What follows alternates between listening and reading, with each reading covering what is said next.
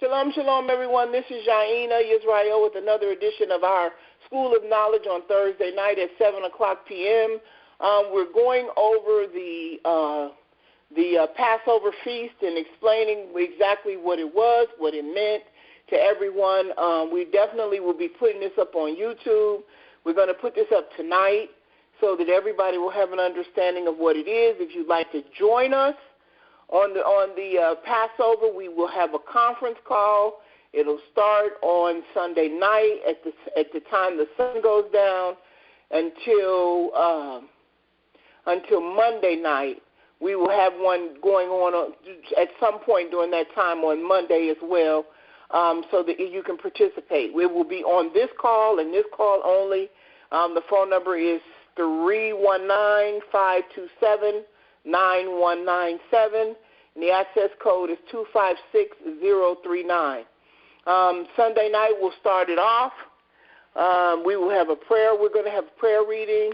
We're going to have the blowing of the shofar, and then we're going to kind of talk about what we're doing and everything at this point, and then tomorrow we'll go into some other things tomorrow about the Passover, because it's very important that we discuss this. And I'm going to go back over some things because we were already talking about it, but I definitely want to put this on the record. So let's say again, the Passover is, we do the Passover feast as what? A commemoration of when, Brother Doniel? What are we commemorating? Our deliverance by the Almighty through Moshe of us coming out of Egypt. Hallelujah. And why is the Passover so important for us to do now? What is the significance of us doing it now? As a memorial. As a memorial. Sister Selah, history repeats itself. What does that mean in terms of the Passover? That it's going to be another Exodus after 400 years.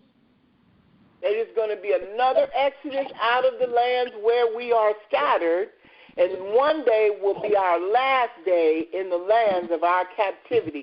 Now, for some of you all, I know that's kind of difficult to understand. For you all that are new, that have never done this before, this is what it was. And Brother Donia, it was the birth of what? Birth of a nation. It was the birth of a nation. And how many souls went into Egypt? 70 souls. 70 souls went into Egypt. And little did they know that by the time they got to the wilderness, the Most High birthed them into a nation. Those 70 souls was the 12 tribes of Yisrael and their families. Yes, it was. Very good point. Yes, it was. The 12 tribes of Israel and their families. Somebody break down the 12 tribes of Israel. Who is Israel? What was his other name? Jacob was his name.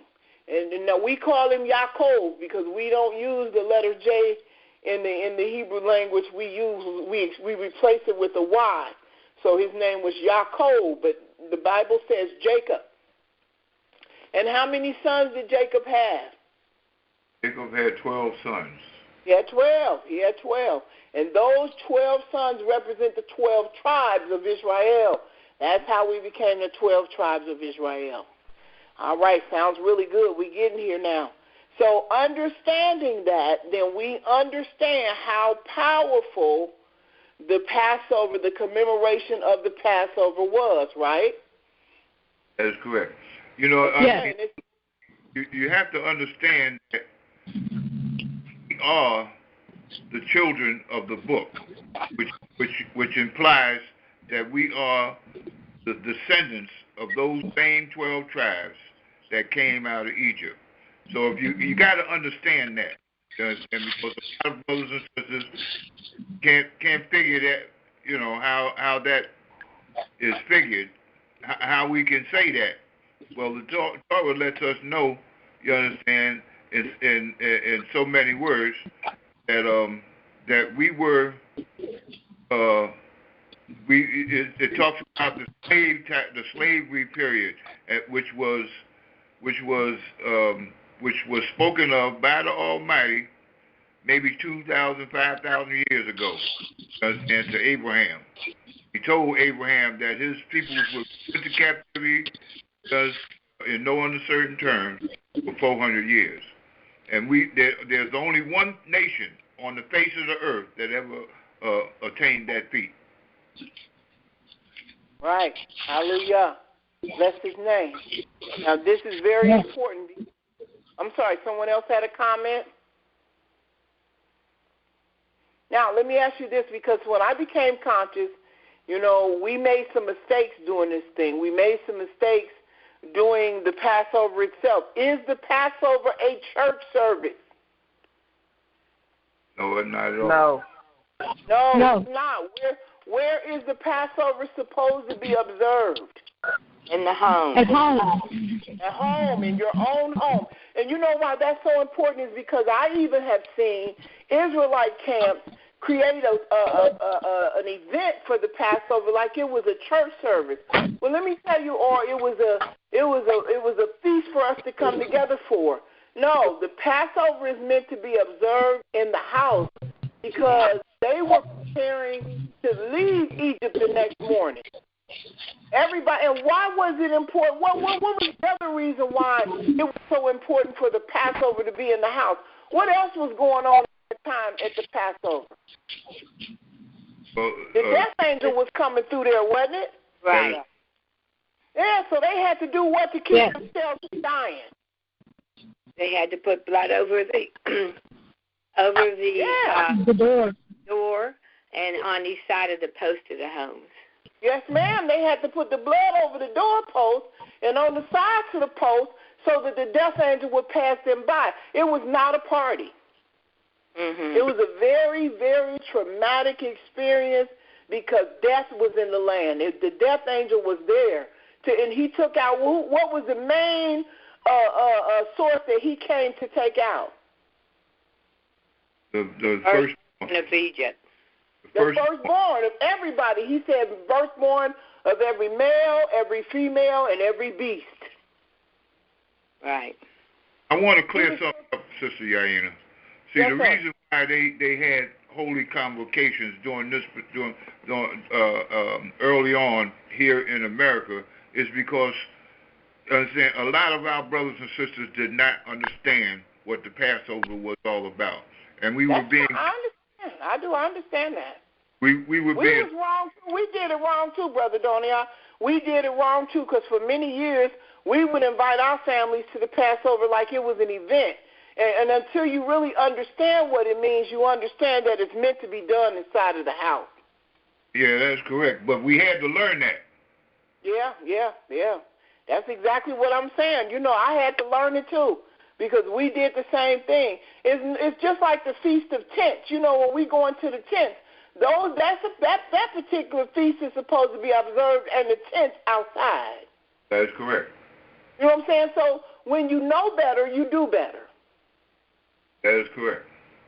So that's all I'm saying. We was guilty of it too, because we was trying to get our families involved in just keeping the Passover, but we still have to do it right. No. Yep. So what were we at? We were at the death of that. Everybody was actually. There was a mandate given to kill the firstborn of everything, male, female, and animal. So there was death in the land. So they were actually in their houses probably praying because I'm sure it was screaming and crying and wailing everywhere. Yep. Can you imagine what that must have been like? That is true. Yeah, I can imagine. Terrifying. It said that it was somebody dead in Egypt in every household. That's correct. That is crucial.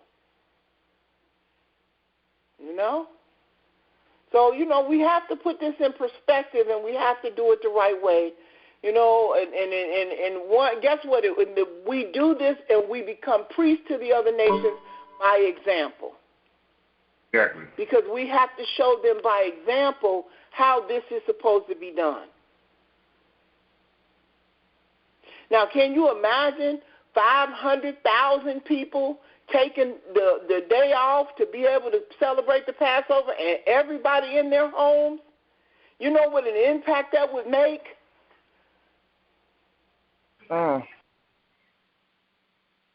You know, those are the things. This is how we show an example. And, you know, I've had several people today ask me on my job, well, how's the weekend? What do you got planned for the weekend? I said, well, you know, Sunday night to Monday night is the Passover.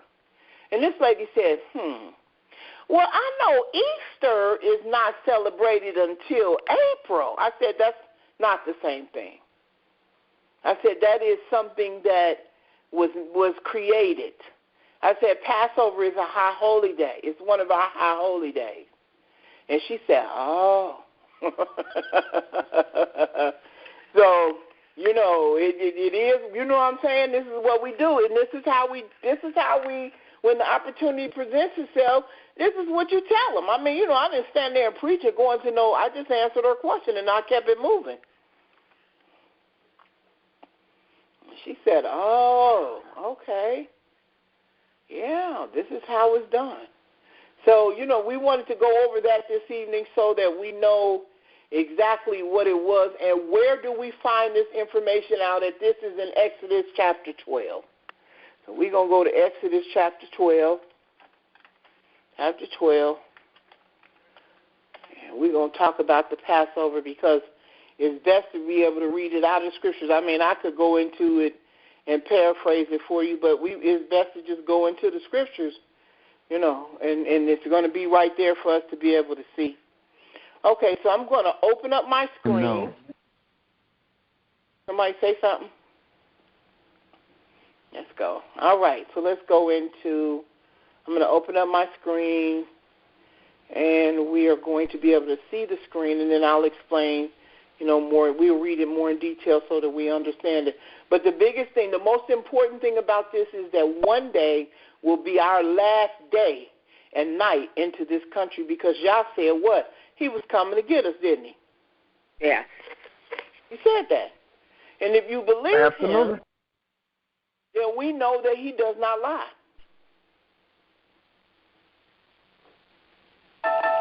He is not a man that he should lie. You know, so we have to understand that how he's going to do it, we don't even know that part. I mean, the Bible says about ships, and some say some are going to go by plane, some are going to go by ship, you know, but we don't know that's going to be a massive endeavor for somebody to do that, for him to be able to pull that off. And I rack my brain trying to figure out how. I really do. I have a hard time because, you know, his thoughts are not our thoughts and his ways are not our ways. I don't think that you should put up with that of trying to figure out because that's the Almighty's job. That's his job. It is. That's why I say I rack my brain. I don't even try to think about it because I can't even begin to think about what it means or how he's going to do it or who he's going to do it through. So what I'm going to do is I'm going to open up my screen so you guys can see it. And then,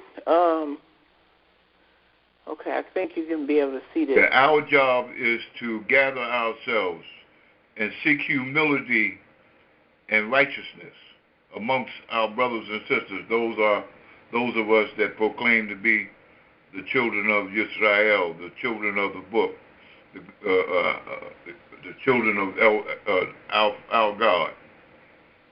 Hallelujah. I agree with you 100%.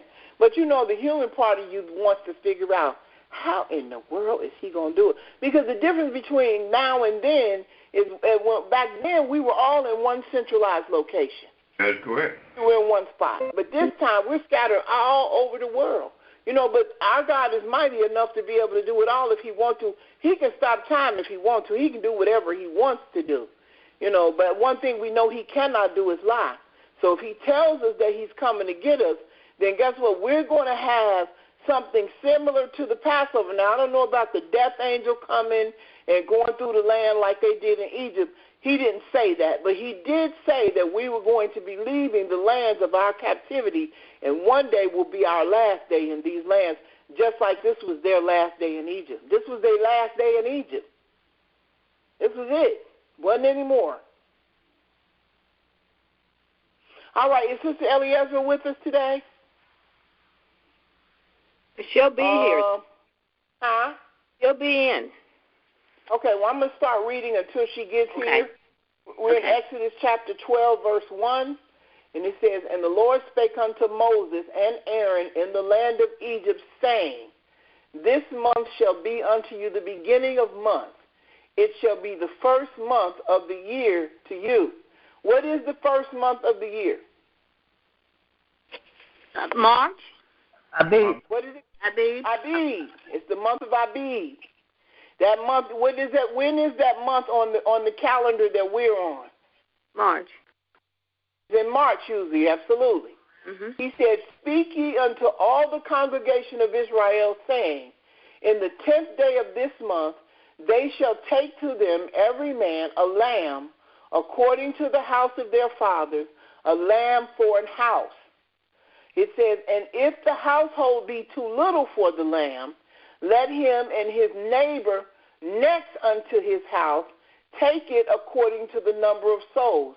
Every man according to his eating shall make your count for the lamb. Now, why did the Most High say that? He said, if you got a little bitty, if it's just me by myself, I'm not going to eat no whole lamb.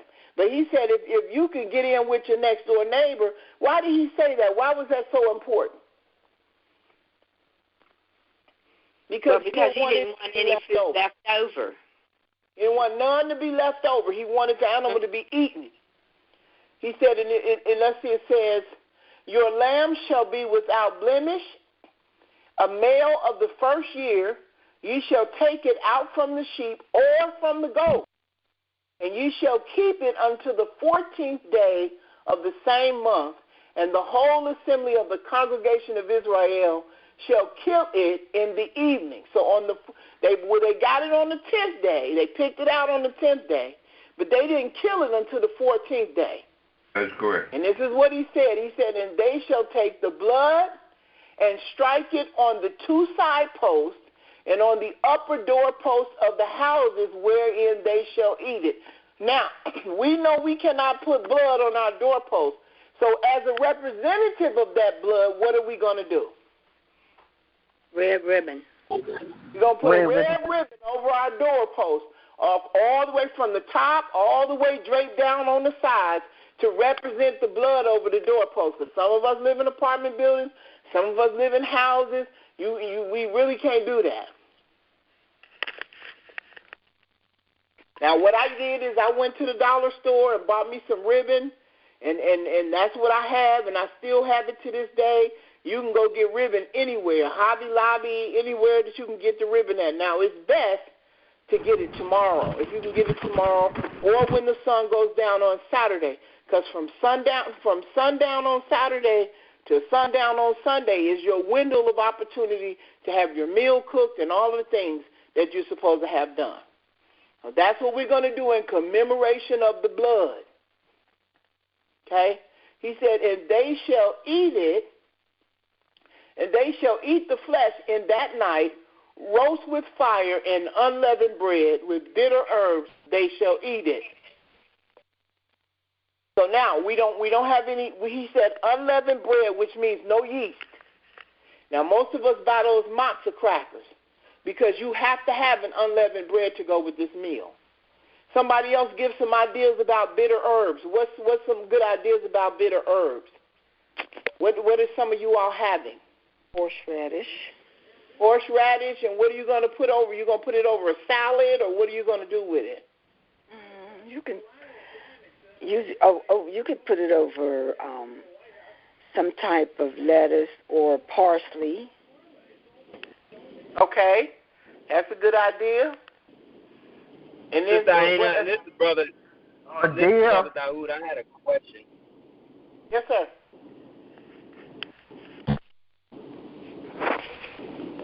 Go ahead, Brother Daoud. We hear you. What's your question? Okay, I kind of just tuned in. But my question was, and I'm trying to get some clarification on this one.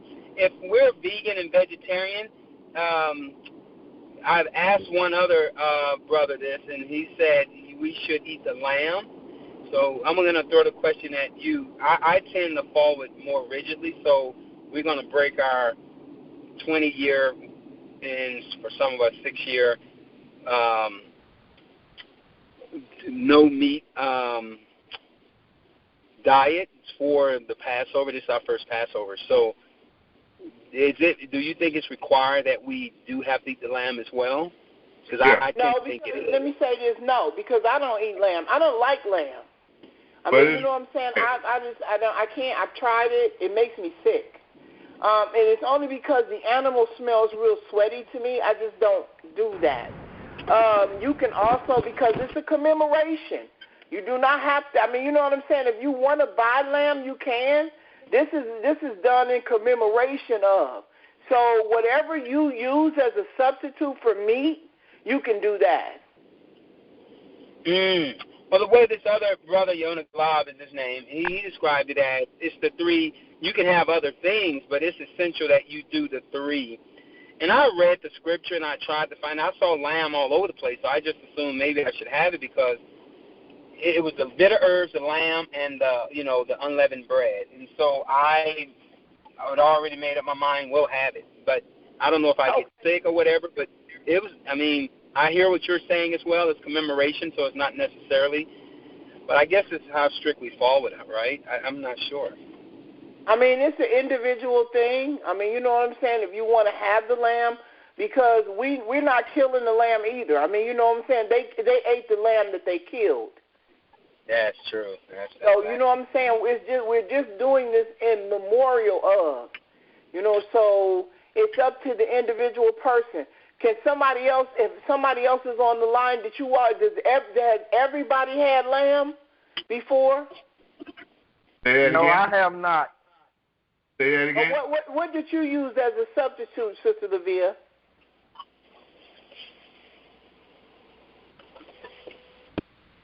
I just use more or less like chicken for me. Okay. But I mean, I've never done the lamb. No.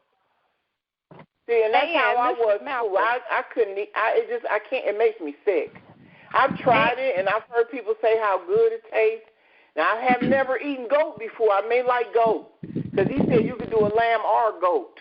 But I've never had goat meat either, so I don't know. But I know I couldn't do. The animal smelled sweaty to me, so I just couldn't do it. But that's just my own personal thing. I hope that'll change over time. But this was mandatory for them because they killed it. And they prepared it like the Most High told them to, and they ate it. So I don't. It's up to you if you want to break that 20-year or 6-year vegan. It's up to you. This is Malka. Can I say something? Yes, ma'am. And didn't they have a whole lamb? You know how hard it is to find a whole lamb? You can't just go to the store and buy a whole lamb. So we couldn't really do it for real anyway if we wanted to. I mean, some places it might be easy to get a whole lamb, but I know here where we live at, that's like pulling teeth trying to find a whole lamb. You can find lamb chops or something like that, but a whole lamb? And you know how much it would cost.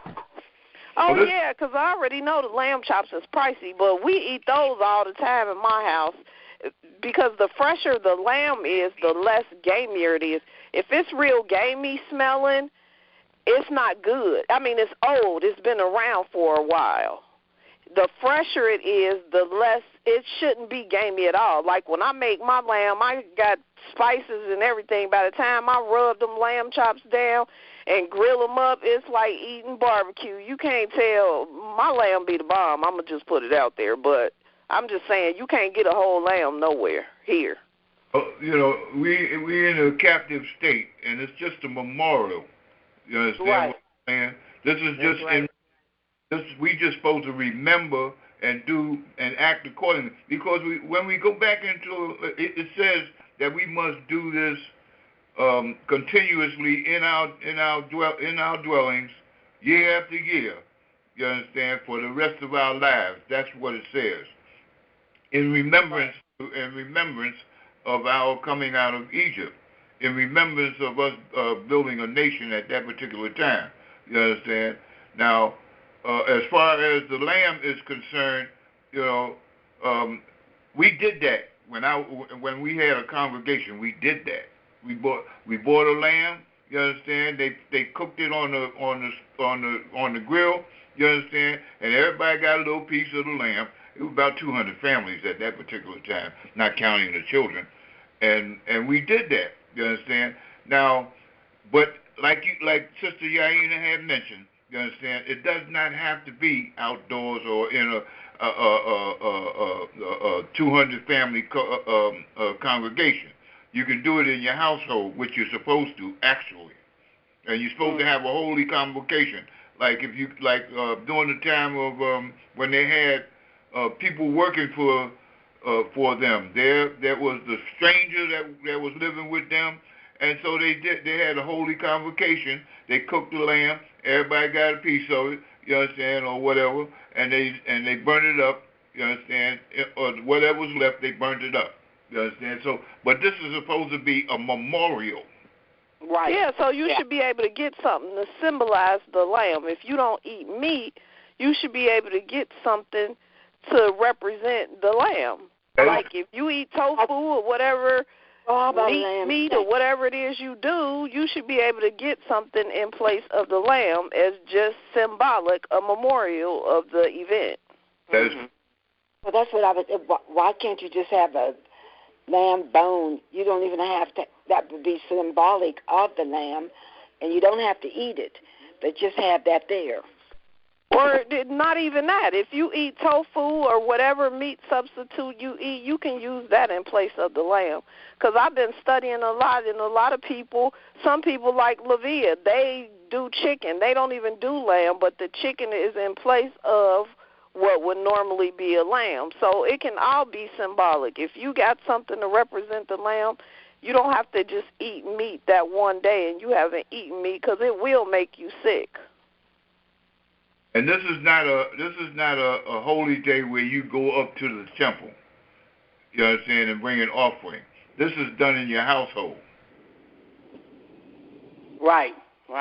So I mean, I know that you're the head of the house or your house and everything, and it's definitely your decision. But for me, I usually just substitute it with some sort of chicken. I usually bake my chicken and roast it real good, and then I have my bitter herb and my matzah crackers. And that's how we have usually done it in the past, because I don't like it. I just really can't. I tried to. I really have, you guys. I tried to like it. It just wasn't. It just ain't. You ain't had mine yet, girl. I don't like it. And Brother Daoud, you're gonna. I mean, to go and do something in that drastic manner, your body is going to send you through a lot of changes. That's what I'm afraid of. That's what I said. It's going to make you sick. So just do something in place of that. Okay. Well, it's not supposed to, I mean, this is not to make you sick or anything, so you don't have to. This is just a memorial, I'm telling you. You understand? There's nothing that you could do to replace, to mimic what actually happened. You understand? So you have to do a makeshift thing. You understand what I'm saying? So if you don't eat meat, why you don't have to make yourself sick just to eat meat. You guys' point is very well taken. I think we're going to pass on the lamb, because we were going to the place to get a kosher, lamb at the halal, or kosher at either the Arab place where we live or this Jewish place. I didn't want to spend my money there anyway, so. Hallelujah. We don't want you to get sick. We just don't.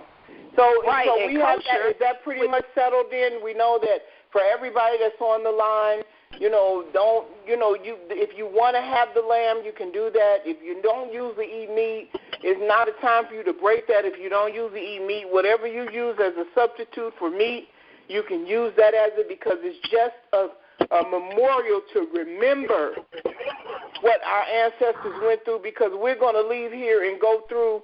We're going to leave here one day, but it may not be in the same fashion. It may not be the death angel is going to come through and do anything. We don't know what Yah's going to do, but if it is, he will definitely give us the instructions at the time. Because this is what he's doing right now, is giving us instruction. So let me get back to the, all right, so then let's see where we at. He said, let's see where we at. He said, eat not of it raw or sodden at all with water, but roast with fire, his head and his legs, and with the purtenance thereof. He said, and ye shall let nothing of it remain until morning, and that which remaineth of it until morning shall ye burn with fire. And thus you shall eat it with your loins girded, with your shoes on your feet, and your staff in your hand, and ye shall eat it in haste. It is the Lord's Passover. Now let's deal with that, because there's a lot of Hebrew Israelite groups that eat the meal up real fast. They sit there and they eat it up real fast. It's just a memorial.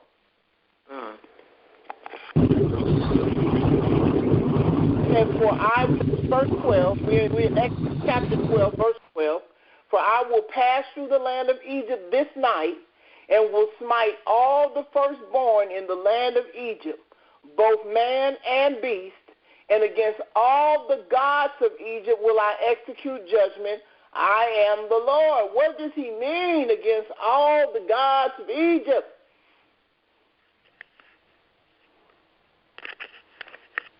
At that particular time, there was the elite, and the elite is what he's talking about when he's talking about all the gods.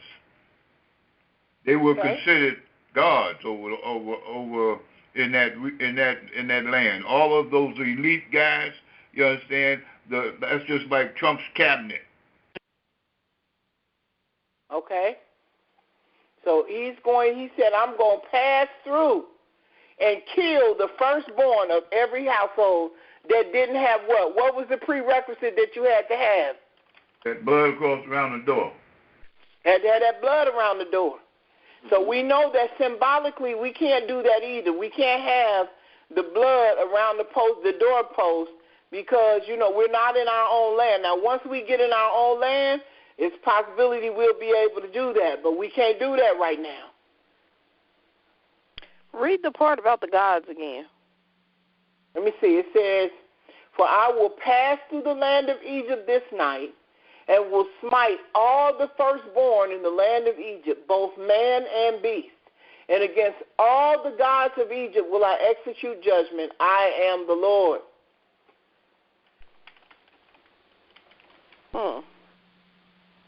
And that is little G's. That's little G's. Yes, sir. That's the little G's. What he said, I'm coming to take care of everybody. I'm going to deal with the humans, and I'm going to deal with the gods. All right, now here we go. And the blood shall be to you a token upon the houses where ye are, and when I see the blood, I will pass over you, and the plague shall not be upon you to destroy you when I smite the land of Egypt. This day shall be unto you for a memorial, and ye shall keep it a feast to the Lord throughout your generations. Ye shall keep it a feast by an ordinance forever. That is correct. 7 days shall ye eat. Okay, that's just the Passover. So this is what we're dealing with the Passover. We're going to deal with the Passover, and then we're going to go into the Feast of Unleavened Bread. But this is basically what the Passover was. It is a memorial. Well, if he say keep it as a memorial, why do so many people try to reenact the scene? He didn't say redo the scene. Well, they can, because they can. If you want to do that, you can have lamb, but you can't kill it. You know what I'm saying? The cost of a lamb, it's going to cost a lot. Yeah, but I'm just saying, it seemed like a lot of people go try to reenact the scene, and Well, they just trying to do it according to what the words say, but it's a memorial. Well, see, the reason why they did that, because we used to do that. We did that in Hashaba Yisrael.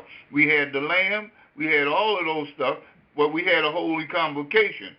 But a lot of our brothers and sisters didn't, we had to get them used to doing those type of things. Now, once they learn it and did it a couple of years, you understand, then they understand that they can do it in their household. Right. So, I mean, you can do it in your household. Remember now, the law was taken, the understanding of the law, statutes, ordinances, and commandments was taken away. We didn't have no understanding when we got here about no the almighty laws, statutes, and commandments, and those things. So all of these things, when the book is reopened, you understand, then we can read in the book and see the things we necessarily need to do. Now, even though we did not have a temple, we used to still come up. The men used to come up to the temple on 3 times a year. They didn't have no lamb. I didn't have no lamb or turtle dove or anything like that. But we had to simulate those things so that we can become accustomed to doing those things, because that is the law. That is very, very true. Fisher. And that's beautiful. That's the beautiful part about it all, is because it's just a memorial, but it's allowing us to bring back our customs, because these are our high holy days, and this is what makes us different from everyone else. Because the world is getting ready to celebrate Easter. We don't celebrate Easter. We celebrate the high holy days. So I think that it's very important that we do that. And when you do it, you will feel the significance of doing it, because every time I did it, I felt like that the Most High was pleased in the fact that we was at least putting forth an effort. That is correct. Absolutely. Because one day is going to be our last day. And that's what's going to make this one so significant for us, because what I would like to do on Saturday, because Sunday night we will definitely do our normal blowing of the shofar, and, we'll talk about, what the Passover is and, what it means, and make sure everyone knows it. This is an opportunity for you all who have never done it, who have children. You'll reflect on who we were as a people and what happened to us. You get to read the story. But on Saturday, I would like to do something different when we have our conference call, on Monday. When we have our conference call on Monday, I would like for everybody to kind of reflect before you call into the conference call, what is going to feel like to leave this place one day? What kind of emotions are you going to have? How is it going to be for a separation from the things that we know? Because this is all we've ever known. This is it. We know who we are as a people, and we know that Jerusalem is our homeland, but some of us have never been there. We don't know what it's like to be in Jerusalem.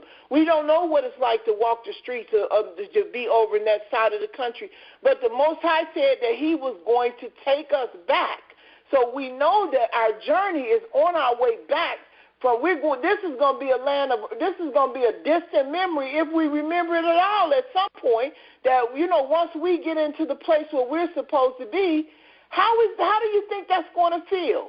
What is it going to feel like leaving some of your family members behind? Because in reality, everybody may not come.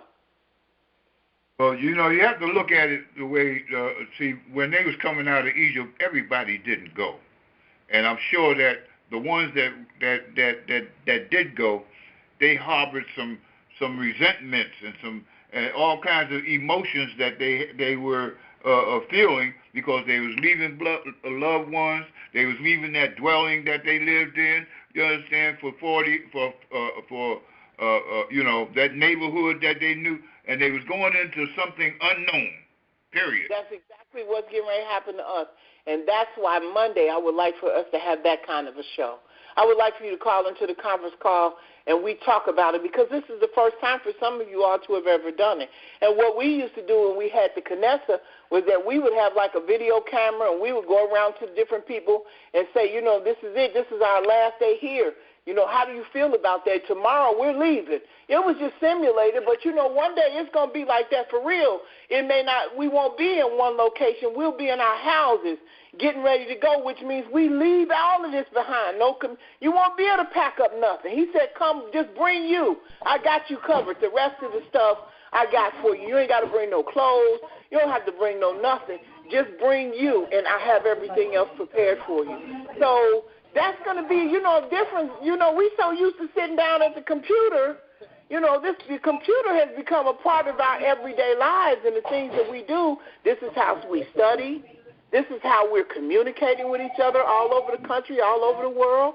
This is what we use to get our information out. The computer is. And, to walk away from all of this, you wonder, will we be able to keep our cell phones? Will they work?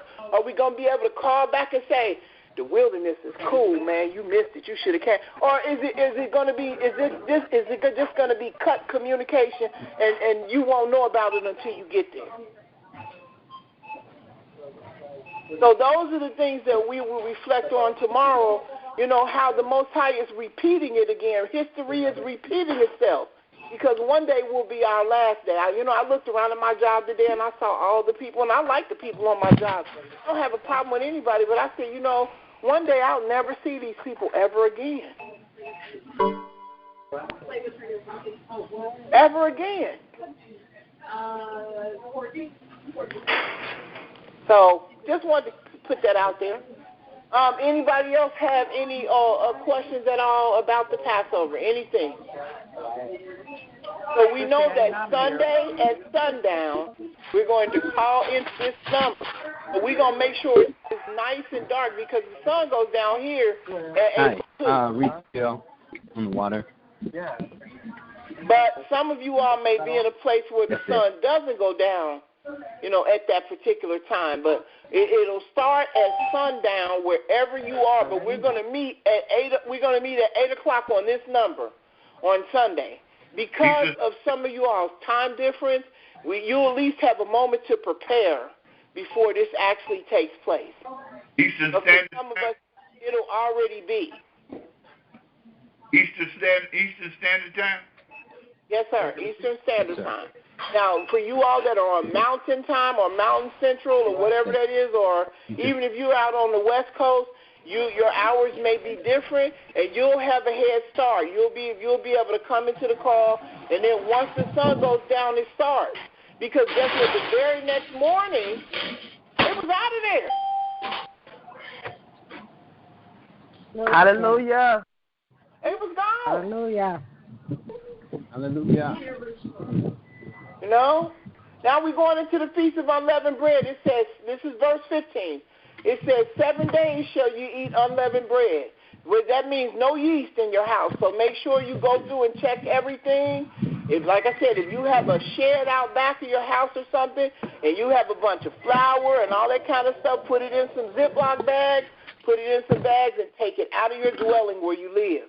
If you have something where you can put it outside, that'll be perfect, as long as it's not in the house where you are living. It says, 7 days shall you eat unleavened bread. Even the first day shall you put away leaven out of your houses. For whosoever eateth leavened bread from the first day unto the 7th day, that soul shall be cut off from Israel. Hi, this is Tracy. Shalom, shalom. It says, in the first day there shall be a holy convocation, and in the 7th day there shall be a holy convocation to you. And a holy convocation means you just come together and have a meal. That's correct. No manner of work shall be done in them, save that which every man must eat, that only may be done of you. It says, and ye shall observe the feast of unleavened bread, for in this selfsame day have I brought your armies out of the land of Egypt. Therefore shall ye observe this day in your generation by an ordinance forever. So it says, in the first month, on the 14th day of the month, at even, ye shall eat unleavened bread until the 21st day of the month at even. 7 days shall there be no leaven found in your houses. For whosoever eateth that which is leavened, even that soul shall be cut off from the congregation of Israel, whether he be a stranger or born in the land. Ye shall eat nothing leavened. In all your habitations shall ye eat unleavened bread. It says, then Moses called for all the elders of Israel and said unto them, draw out and take your lamb according to your families and kill the Passover.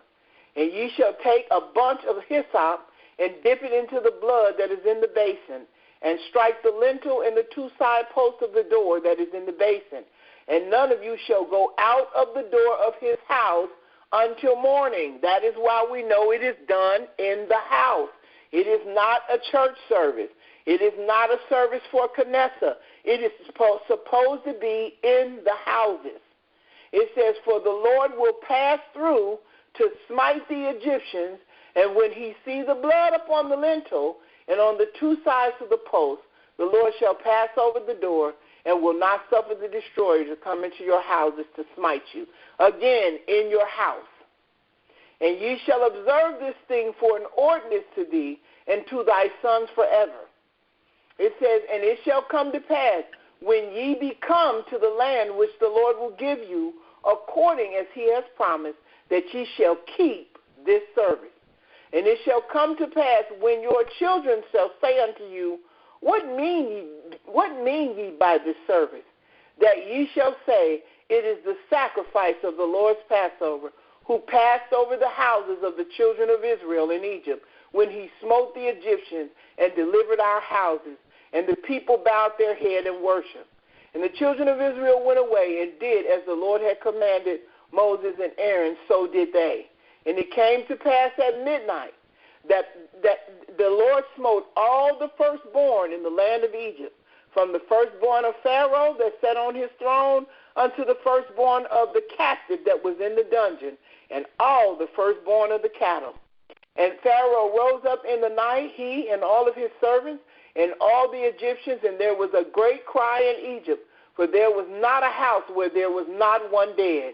And he called for Moses and Aaron by night and said, Rise up, get ye forth from among my people, both ye and the children of Israel, and go serve the Lord as ye have said. Also take your flock and your herds as ye have said, and be gone, and bless me also. And the Egyptians were urgent upon the people that they might send them out of the land in haste, for they said, We be all dead men. And the people took their dough before it was leavened, their kneading troughs, being bound up in their clothes upon their shoulders. And the children of Israel did according to the word of Moses. And they borrowed of the Egyptians jewels of silver and jewels of gold and raiment. And the Lord gave the people favor in the sight of the Egyptians, so that they lent unto them such things as they required, and they spoiled the Egyptians. And the children of Israel journeyed from Ramesses to Sukkot, about 600,000 on foot, that were men besides children. And a mixed multitude went up also with them, and the flocks and the herds, and very much cattle. And they baked unleavened cakes of dough, which they brought out of Egypt, for it was not leavened, because they were thrust out of Egypt and could not tarry. Neither had they prepared for themselves any victuals.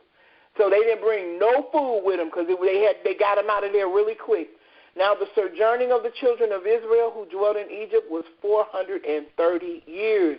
And it came to pass at the end of 430 years, even the selfsame day it came to pass, that all the host of the Lord went out from the land of Egypt.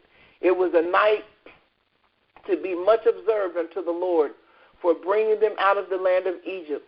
This is that night of the Lord to be observed of all the children of Israel in their generations. And the Lord said unto Moses and Aaron, This is the ordinance of the Passover. There shall no stranger eat thereof, but every man's servant that is bought of money, when thou hast circumcised him, then he shall eat thereof. A foreigner or a hired servant shall not eat thereof. In one house shall it be eaten. Thou shalt not carry forth aught of the flesh abroad out of the house, neither shall ye break a bone thereof. All the congregation of Israel kept it. When a stranger shall sojourn with thee and will keep the Passover to the Lord, let all his males be circumcised, and then let him come near and keep it. And he shall be as one that is born in the land, for no uncircumcised person shall eat thereof. He said, One law shall be to him that is homeborn, and unto the stranger that sojourn among you. Thus did all the children of Israel, as the Lord commanded Moses and Aaron, so did they. And it came to pass the selfsame day that the Lord did bring the children of Israel out of the land of Egypt by their armies. Yeah. So if you're not circumcised, you're going to have to talk to Brother Donnie. What do you mean? The brother's gonna have to talk to you if you're not if you're uncircumcised. That's something you have to have a conversation with Brother Donia, because that's a part of the covenant. That seals the covenant. That is, Brother Daoud. That's to make sure that you agreed with all what the Almighty has said. Yes, sir. Yes, sir, Brother Daoud. Another question. Okay. Regarding the leaven, now does that include leavening agents such as vinegar, milk? Anything that rises. I think it's more so just the yeast. I don't think it's the milk, because milk only rises when it connects with something, right? Well, milk don't have an agent in it that makes it rise. Right, it's the yeast that causes it to rise. Yeah, anything that rises, like I don't know whether does corn rise. Well, there's leavening agents like baking soda. That kind of stuff like that, I would say yes, take it out. That is correct. Flour, baking soda, self-rising flour.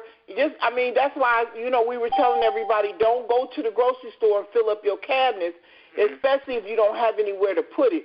Now, if you have a shed or something in the back that you can put it in and lock it up, tie it up real good so nothing gets in it, and then as long as it's not in the place where you're living.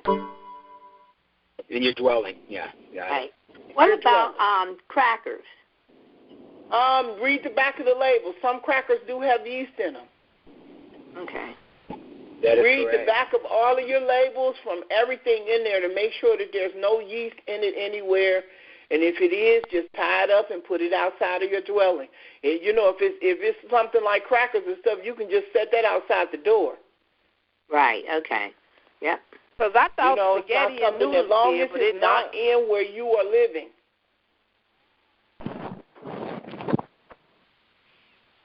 I thought spaghetti and noodles did, but it don't. Not the brand I buy. Check them, because she did bring that point up. The ones that she buys, the noodles and spaghetti that she purchases, doesn't have yeast in it. But I make sure that's the case with the ones that you have. Okay. But you can't have a bunch of bread in the freezer and all that. You can't have none of that. Take it out. I don't know about noodles and anything. When you put it in water, it swells up. Well, that's why I said we have to check them and see. Right. That's what I said. The brand that I buy, because I usually use whole grain noodles or vegetable noodles. And when you read the pack, it doesn't have any of that leavening stuff in it or yeast. It's just some kind of pressed vegetable or wheat if it's whole grain. So I didn't see anything that had a leavening agent in those. May I read something that I've looked up online? Yes, ma'am. Yes, yeast is a leavening agent, but a leavening agent doesn't necessarily have to be yeast. Yeast is a biological organism, microorganisms, that converts the fermentable sugars present in the dough into carbon dioxide. This causes the dough to expand or rise as the carbon dioxide forms pockets or bubbles. In contrast, chemical leavens are chemical mixtures or compounds that typically release carbon dioxide when they react with moisture, heat, and acidity. They usually leave behind a chemical salt. Chemical leavens are used in quick breads and cakes. Chemical leavening agents include baking powder, baking soda, ammonium bicarbonate, potassium bicarbonate, potassium bitartrate, potassium carbonate, monocalcium phosphate. So they work similarly as leavens, yeast being bio and the other forms being chemical. So it's not just yeast. It's anything like baking soda, baking powder. That's a good point. So anything that's in there, and we are recording this, so you guys, I'm going to put this up on the YouTube so you'll be able to hear what the sister just said, and you can go back and refer to it. But that's a very good point that she brought up. So, these are the things that we have to, put into consideration when we start doing what we're doing. Yeah, that's actually the article I read when I was going through my pantry. Mm-hmm. Or something similar. Hey, anybody to that. else have any questions or comments or anything? Huh? I mean, have we cleared it up for everybody for your first time, when you do this, and have this done in terms of the Most High and how He wants this to be done? I think that verse 25 kind of, brings it all together for me. Because when we go back up to, I think that one kind of brings it all together to me. That kind of lets me know, while we're in the land of our captivity, to do it as best we can.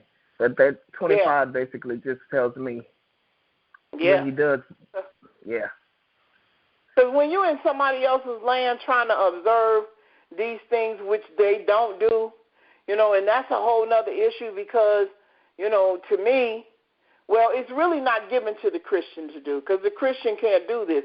This is for the children of Israel to do this. And in remembrance of what the Most High did for our ancestors when He brought our ancestors out of the land of Egypt. So I can understand why they wouldn't celebrate this because they believe they're Gentiles, so it doesn't apply to them. So, I can understand that. So this is really our high holy days that we have to keep. That's correct. May I ask? Yes, ma'am. May I ask for clarification? Are you saying that Christians can't keep this because they say that the law has been done away with them and they are not observing the law? Is that why you say that? No, I say that because, let me see. Let me read verse 27 for you. I think it explains it. It says, we'll go back to 26. It says, and it shall come to pass when your children shall say unto you, what mean ye by this service? Excuse me. Then ye shall say, it is the sacrifice of the Lord's Passover, who passed over the houses of the children of Israel in Egypt when He smote the Egyptians and delivered our houses, and the people bowed their heads to worship. So this is our high holy day because He passed over our ancestors' houses, and He gave the commandment to us as a people, as a nation, to keep it. He didn't give this commandment to the Gentiles to keep this high holy day because they wouldn't understand it. I understand. You're saying it's a lineal. It's based on yes, ma'am. Hereditary. Okay. I understand. Yes, Thank you. Yes, ma'am. It's for us. These particular high holy days are for us to keep. And then, now, I'm not saying that they can't keep it if they want to. If they want to keep it, they can keep it. But it doesn't have the same meaning as it has to us as a people when we understand exactly what it meant and what it was for. One thing that we must understand, it's about the heart. The Almighty is going to be looking at your heart. So if you're just doing it, you understand, just to be doing it, your heart got to be in it. Your heart got to be understood that you're a Hebrew Israelite and you're doing it because of because the ritual says that you got to do it. You just don't just pop up and start doing it. Right. Because, it has a very significant, because when I was in Christianity, I didn't understand it either. I read it many times. I read it. We even preached over it. You know how they used to do when the Lord seen the blood over the doorpost, He passed over, and everybody went to shouting and all that. We heard those things, but we didn't really know the significance of what it meant until now. Because now it has more of a deeper meaning now than ever, because we know that one day will be our last day in this country. And in the church, you're taught that you're a Gentile anyway. That's and true. The other people, the fake people, was the people that should be doing that. That's so true. So the message was skewed off rip. That's true. So, when you have those things and it balances it out and you know that you are the people in captivity, you know that history is about to repeat itself. One day is going to be our last day in this land. It won't be long. And thank you, hallelujah. And as much as we say that emotionally, that's a bit much, because it's looked like I said, this is all we've ever known. That was all they ever knew. They were born and raised in Egypt. They didn't know anything else. Because the patriarchs that walked into Egypt was long gone. If they'd been there 430 years, that was a long time. And that's who we are now. We are those people that have been born and raised in these countries. This is all we've ever known. We're only reading about the God that did that for us. But now when he says, I'm going to come and get you, and I'm the same way I did your forefathers, I'm going to do you, I'm going to come and get you too. We get ready to experience the same thing. So it has more of a deeper meaning to us.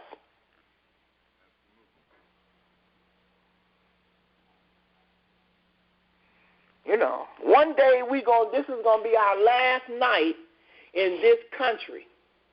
One day we will be talking to each other on the phone like, what time are we supposed to meet? Whether it be on the shores of a boat or whether it's going to be on a plane or however he's going to do it, we're going to be on the phone with each other like this is our last night. I drove down my neighborhood streets for the last time. I won't see this ever again.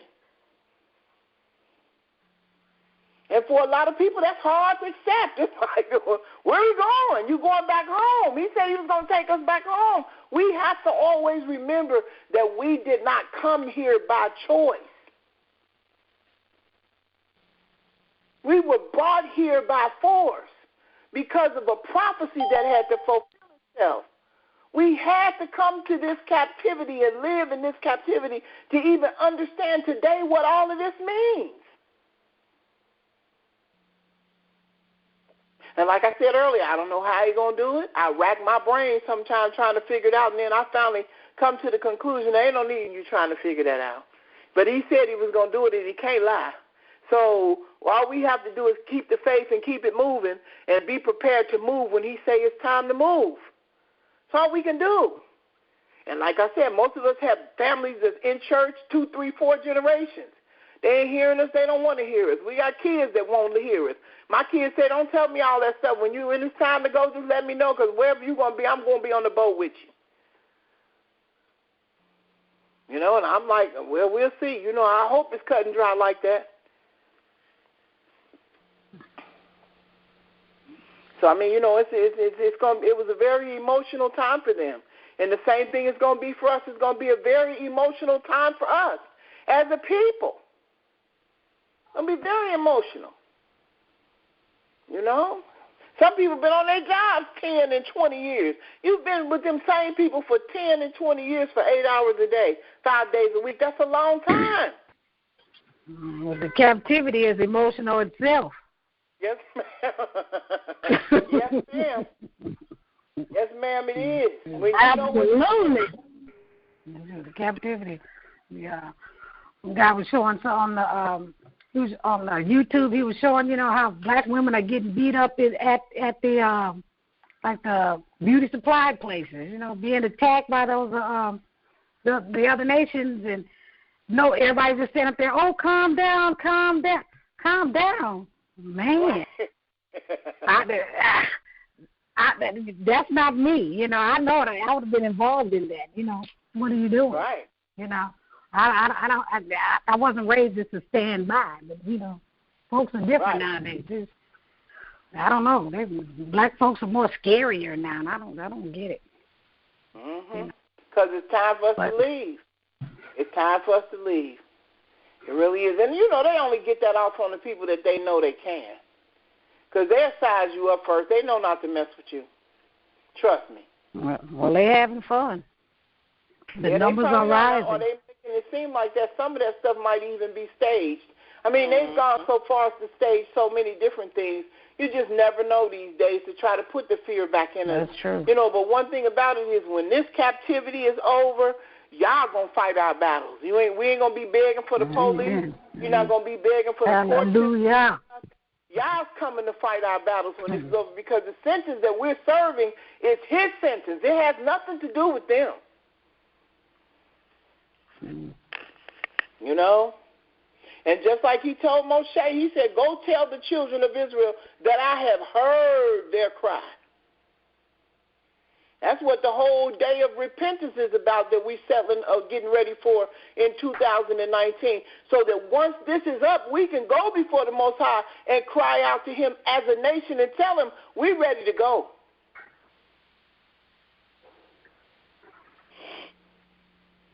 Everybody say, I'm ready to go. We ready to go now. You know, but it's like, nope, you got to serve the whole sentence out.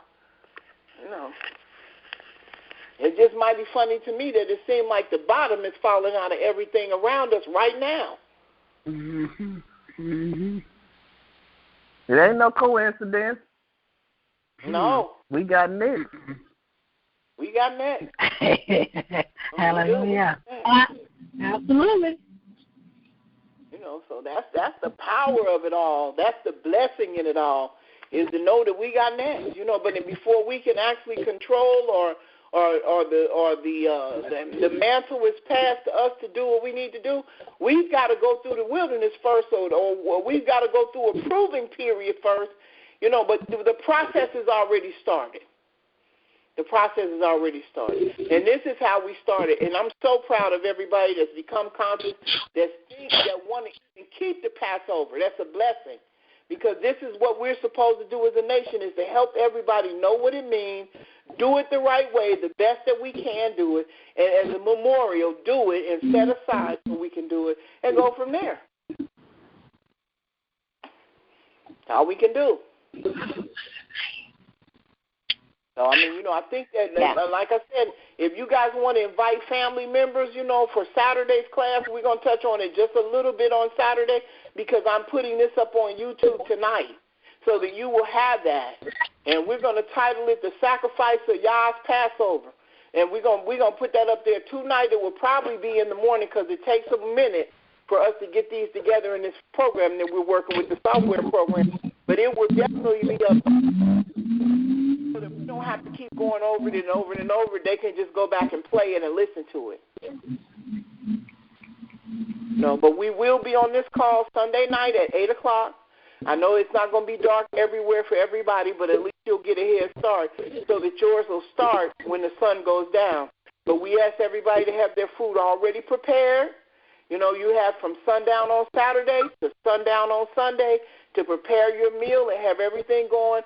Make sure, if you can, go through your house tonight all the way up until Sunday afternoon and make sure that you take anything out of your house that creates yeast, whether it is a yeasting agent or whether it's yeast itself. And like I said, you don't have to throw it away. If you have somewhere, you can put it outside of your dwelling. Now, you can't take it and put it in somebody else's house. But if you can put it outside of your dwelling somewhere, then that'll be fine. As long as it's not in your houses, you know.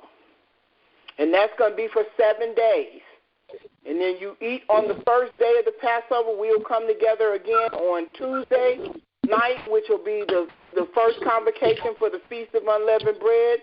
We will talk, and, you know, we'll be together on that night. And then the last day of the Feast of Unleavened Bread, we'll have a conference call so we can do that, because that has to be done in your houses. It can't be done in a Knesset or a group or a church setting. That's not what it means.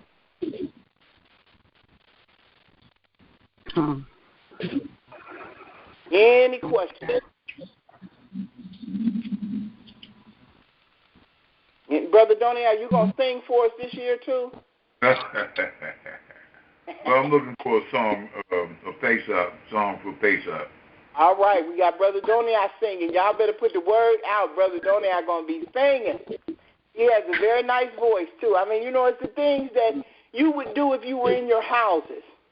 You know, we're going to add a little stuff to it. You know, we're going to put some stuff to it and you know, kind of make it as real as it can possibly be and kind of set the atmosphere so that you all would understand what it would feel like to be in that environment at that time. You know, but the things that you would talk about as a family or as if two households were together, you know, some of the stuff we would talk about if this was our last night in these lands.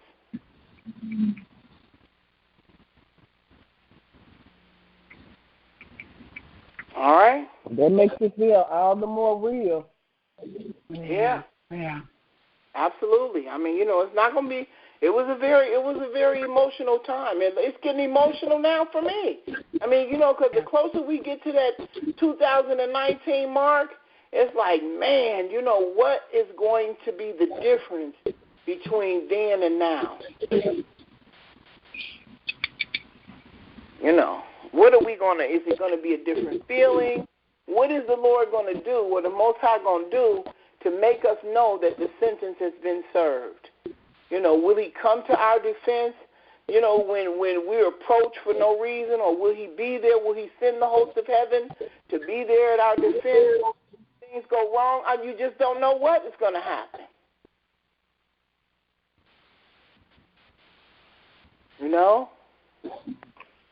To know that we only have 2 more patriarchs until the sinners is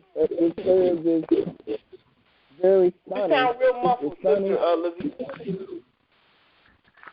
What you say? I said to know that we only have. Can you hear me? I said to only know that we have 2 more left. 2 more left before our sentence is served after this one. Yeah, we got 2 more left after this, and it ain't gonna be no. The sentence will be served, and what does that mean? And a lot of people say, well, we got to be leaving by then. We need to be gone.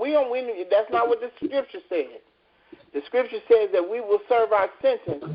Then we will see the destruction of the nation, and then He'll bring us out with a mighty stretched out hand. So we don't know how He's gonna do it. We don't know, but we know that we have served the 400-year sentence in this land. We know we have. We just have to keep, our faith and stay strong and keep, don't try to wake anybody up, because y'all have to do that. But be there for them if they have questions. Be there as a support system when they do begin to start becoming conscious, and don't try to rush them, because for some people it's a process. For some people they get it and they start studying and they have a million questions. That's when you bring them to the class, and we'll be able to help answer the things you can't. But we definitely want this to be a very momentous occasion for everybody, because this is going to happen to us again. Now, whether the death angel is going to come through again, I don't know. I don't know what he's going to do or how he's going to do it. I don't even want to pretend to know.